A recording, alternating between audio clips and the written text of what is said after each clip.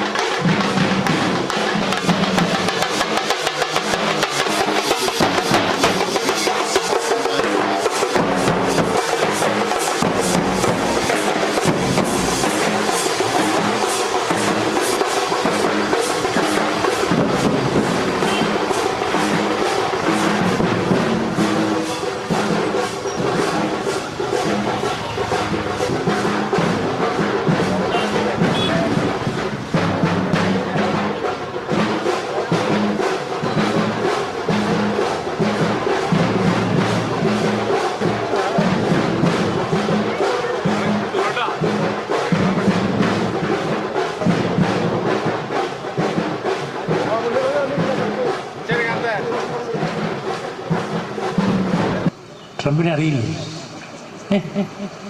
ഇല്ലേ? അത്താണിയിലുള്ളതൊന്നുമല്ല.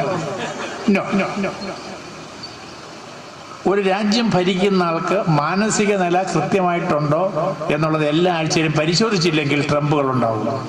കേട്ടാവോ? രാജ്യം ഭരിക്കുന്നവന്റെ മനോഘടന, mental constitution നോർമലാണെന്ന് ഉറപ്പായില്ലെങ്കിൽ ഭ്രാന്തി ഉണ്ടാവും. നിൽക്കട്ടെ, ഞാൻ പറഞ്ഞത് അമേരിക്ക എന്നൊക്കെ പ്രസംഗിക്കുമ്പോൾ ഞാനിവിടെ പണ്ടും പറയാറുണ്ട് സാമ്രാജ്യത്വം.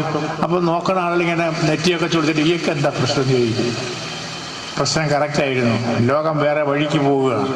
ആ ലോകത്ത് ഞാൻ പറഞ്ഞു വന്ന കാര്യം, ലോകത്താദ്യമായി 57 ഗവൺമെന്റ് വന്നത് ബാലറ്റ് പെട്ടിയിലൂടെയാണ്. എന്താ പ്രാധാന്യം?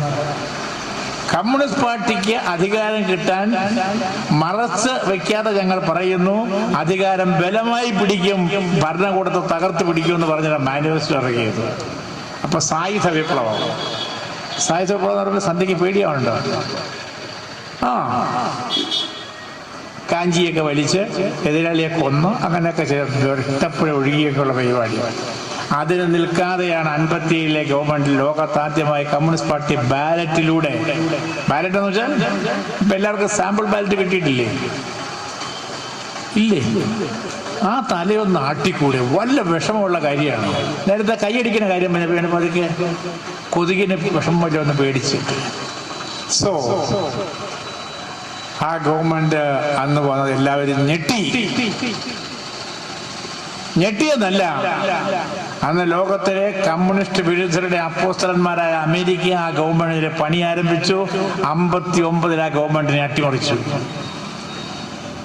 ചരിത്രം ഓർക്കുന്നത് നല്ലതാണ്. 2026 എത്തിക്കൊള്ളാം. ചിലപ്പോൾ നിങ്ങൾ വിചാരിക്കും പെട്ടും പോയി, ഈ 2026 എത്തുമ്പോൾ എത്ര സമയത്താണ്? ഉടനെ വരാം. അന്ന് ആരൊക്കെ അതിനെ എതിർത്തത്? ഒരാളുടെ പേര് ഞാൻ പറയാം. മൊയ്നി ഖാൻ, അന്നത്തെ അമേരിക്കൻ അംബാസഡർ ആയിരുന്നു മൊയ്നി ഖാൻ.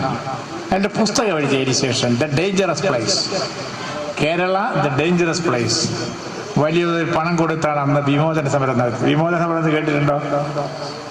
വിമോചന സമരം, അതിന് നേതൃത്വം കൊടുത്ത ഒരാളുടെ പേരാരാ? ഒരാള് പറഞ്ഞു നോക്ക്. ഫാദർ വടക്കൻ. ആ വടക്കൻ 59 നമുക്കെതിരായ സമരത്തിന് പട്ടവും പള്ളിയും ഒക്കെ ആയിട്ട് വന്നെങ്കിലും പാവം 72 കുംഭസാര വിചാരണ നമ്മുടെ കൂടെ പോയി ഒരു പുസ്തകവും എഴുതി. പുസ്തകം എന്തെന്നാ? എൻ്റെ കുതിപ്പും എൻ്റെ കിതപ്പും.